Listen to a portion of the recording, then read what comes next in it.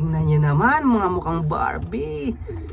Anak lang naman ng 1,200 kilometer champion itong mga bloodline ni Darna, mga kalapatids. Yum yum yum. Comment down below mga kalapatids kung sino yung mauuna sa race na tawid dagat, si Junior Stubborn or si Paring Stubborn. Ayan, napakapogi. Comment down below mga kalapatids yan. Pag may meriendahin ko pa yung magnanakaw mga kalapatids pag bumalik siya. Yan, mamili siya Burger King, McDo. Yan, walang Jollibee rito eh. Kung may Jollibee lang dito sa New Zealand, papakainin kong Jollibee yan eh. Yan oh, si Stubborn no.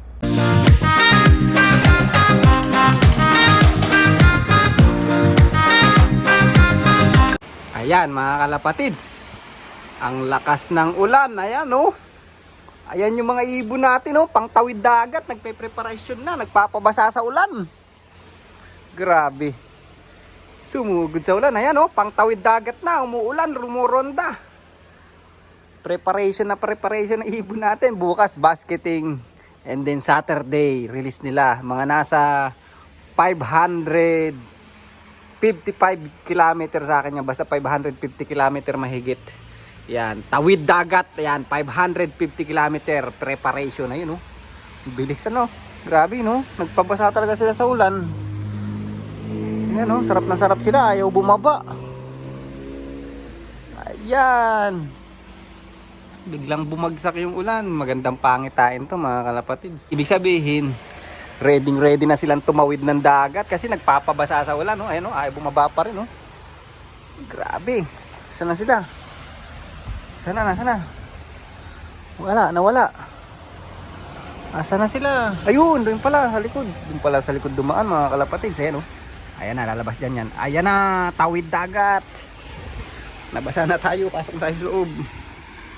Saan sila? Ayan, lalabas dyan yan. Ayan oh. Grabe. Naglagay ako ng tubigan dun sa sa harap ng loop nila para mag self bath. Bigla namang bumagsak yung yung ulan. Ano ba yan? Ayan oh, ayan sila oh. Mas gusto nilang maligo sa ulan kaysa mag self bath. Ayan oh. Tibay ano. Oh, ayan mga kalapatids. Meron tayong bagong pairing. Siyempre, kilala nyo na si Wellsport natin. Yan ang tatay ni Batang Quiapo, yung blue bar white plate na yan, na pied. At siyempre, ayan din yung anak ng mga dalawang clutch na pinakita ko naman nakaraan. Yan. And then, kung naaalala nyo, yung dark checker white plate hen na yan, napakaganda, di ba? Yan lang naman yung finisher natin ng 796 km mga kalapatids na Christchurch, New Zealand. Yan.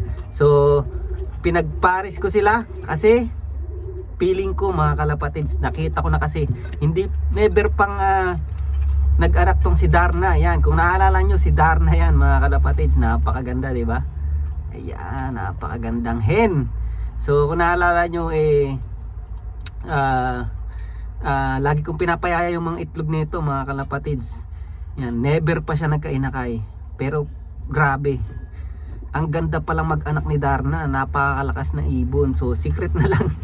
Basta alam niyo na yun, isipin niyo na lang sino yung mga anak niya sa akin. Ayokong pagsabi kung sino, baka nakikinig na naman yung mga shoplifter eh.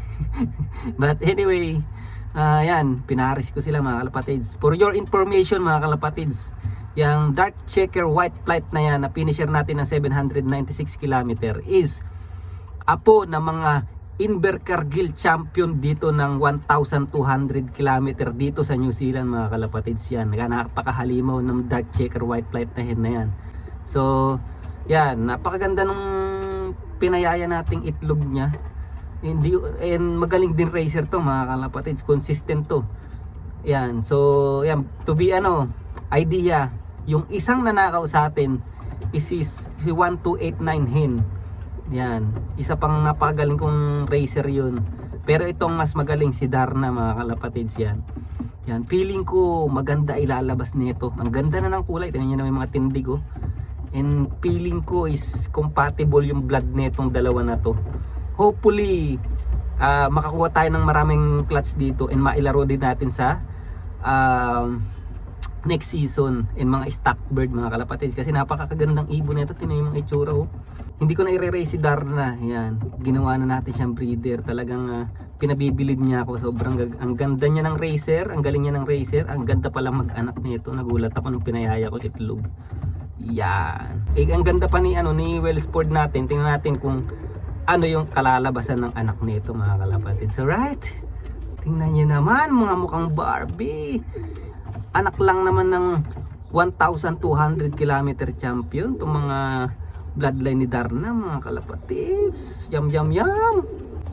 Oh, yan mga kalapatids. Ito naman yung racer natin. Tawid ng dagat tong mga ito. Yan, tawid na sila. Yan, nagkayod tayo kanina. Yung mga yan is mancha na lang. Yan, lagi nga tayo malinis ngayon pagka may race mga kalapatids. Ayan sila oh. Mga mukhang Barbie mga kalapatids. Nakikita nyo ba yung milikak na yon? Yan oh. Ayan, si paring stubborn mga kalapatids. Lobong-lobo mga kalapatids, parang baboy. Tingnan natin kung ano ililipad niya sa tawid dagat. Ayan, nakikita niyo yung blue bar pala. Si Lady Stubborn. Tapos si Stubborn. Ayan, pinagparis ko na mga kalapatids. Ayan, pinagparis ko sila para at least ganahang umuwi si Stubborn mga kalapatids yan. And then, si Junior Stubborn. Ayan o. Ayan, si Junior Stubborn. Boy, magpakita ka naman. Ang pangit mong pumorma. Ayan o. Ang pangit mo. Ayan, so comment down below mga kalapatids kung sino yung mauuna sa race na tawid dagat. Si Junior Stubborn or si paring Stubborn. Ayan. Napaka-pogi. Ayan, comment down below mga kalapatids yan. So far, nakikita ko na maganda-ganda yung ano nila ngayon. Ang aura nila mga kalapatids. Ayan o. Ayan o. Secret. Secret muna daw yun. Yan. Pero maganda yung aurahan nila ngayon. Pinakain ko na sila kanina. Yan talagang binusog ko sila at sinarapan ko yung pagkain nila. Ayan o. Ayan o. Nagpares na si Lady Stubborn na naman o. Ayan mga kalapatids. Yan. Oops. Ito yung nag-second day nung nakaraan eh. Yan, sana naman maganda-ganda ilipad nila sa tawid dagat, but hindi pa naman yung medyo nakakakaba lang kasi sila Stubborn nakatawid na to eh. Sila Maldita. Yan, yung sila Batang Quiapo, yan.